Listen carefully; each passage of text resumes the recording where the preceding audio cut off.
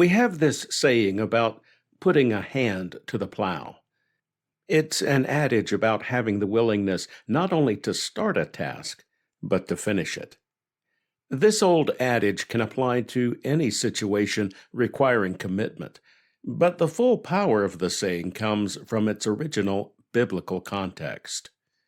Messiah Yeshua made that statement at a time when he was fully committed to going to Jerusalem for the completion of his life's work, even though it involved rejection, suffering, persecution, and death. We find his words about the plow among the exchanges he had with people he met along the way. As they were traveling on the road, someone said to him, "I will follow you wherever you go." But Yeshua said to him, "Foxes have dens, and birds of the air have nests, but the Son of Man has nowhere to lay his head." He said to another, "Follow me."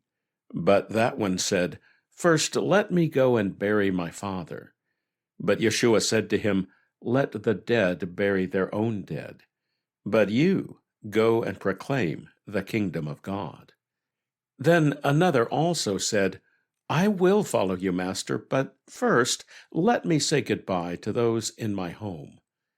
But Yeshua said to him, "No one who has put his hand to the plow and looked back is fit for the kingdom of God." The application Christian preachers have made over the centuries is that those who commit to be followers of Messiah, meaning disciples of Christ, should be in it completely. There should be no equivocation or hesitation, no half measures, and no reservations about living completely for God in the way Yeshua and his apostles did. Well, this is absolutely right.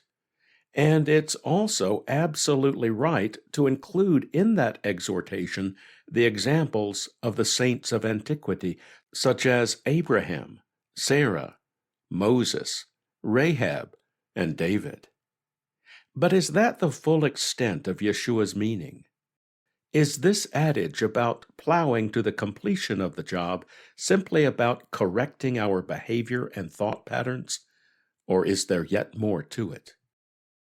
This is where the Hebraic understanding of the Scriptures provides the broader and deeper context.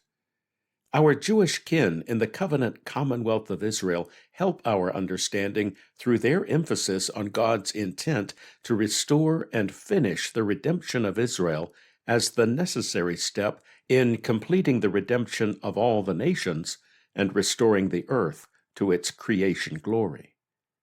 We Christians look forward with great anticipation to all this happening when Messiah Yeshua returns. But it's our Jewish brethren who have the clearer understanding of what that entails and our collective role in it. We get hints of what we are to be and do in statements like this from Paul. "Don't you know that the saints, the holy ones, will judge the world? And if the world is to be judged by you, are you incompetent to judge trivial matters? Don't you know that we will judge angels? How much more the matters of this life?"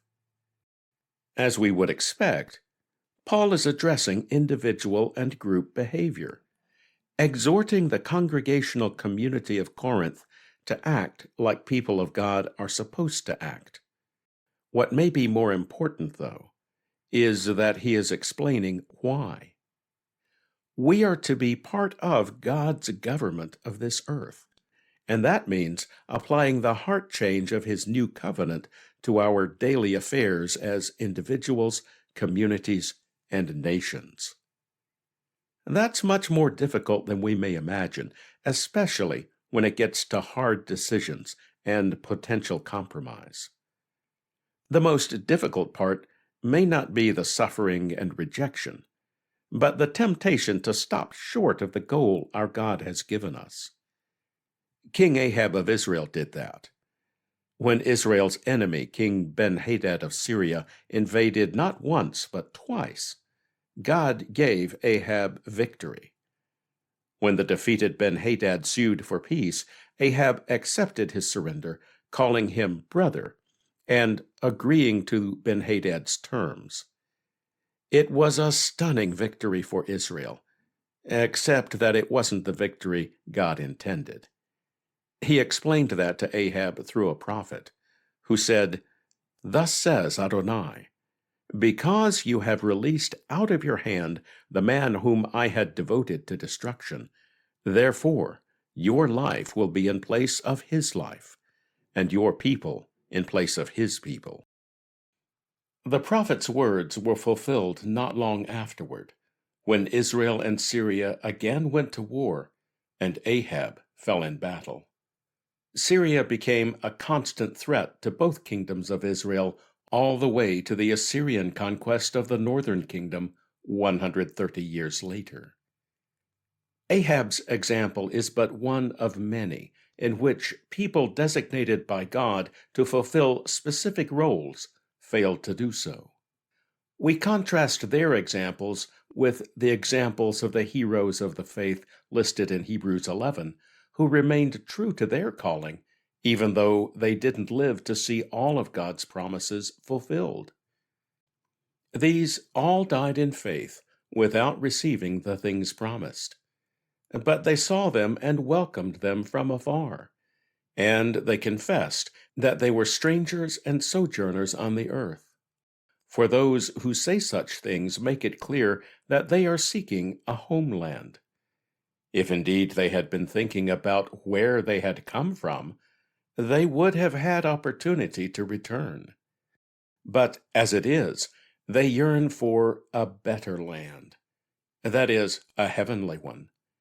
Therefore God is not ashamed to be called their God, for he has prepared a city for them. Moses had that kind of commitment, born of heavenly vision. That's what kept him devoted to the mission of bringing Israel out of Egypt instead of compromising with Pharaoh. He had plenty of opportunity. As the plagues devastated Egypt's economy, environment, and people, Pharaoh offered proposals that satisfied the stated desire of the Hebrews to worship their God, but kept them enslaved in Egypt. It's a miracle that Moses didn't cave in to the pressure, not only from Pharaoh, but also from his own people. There were many Hebrews who would have preferred to stay in Egypt as long as the tyrannical oppression was removed.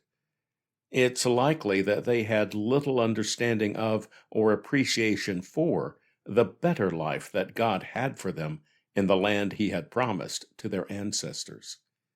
That vision involved being a nation that functioned as a city on a hill and a light to all nations, demonstrating by example the meaning and blessing of living in tune with the Creator. Yet all they could see was Moses making trouble and jeopardizing their peaceful existence as assimilated resident aliens. For lack of vision, many of those people perished, never achieving the fullness of their calling. Yeshua could have done the same by agreeing to the devil's compromise peace deal. He could have reasoned that by gaining rulership over the nations according to Satan's terms, he would have removed injustice and oppression, making life good for everyone. Yet that wasn't his purpose.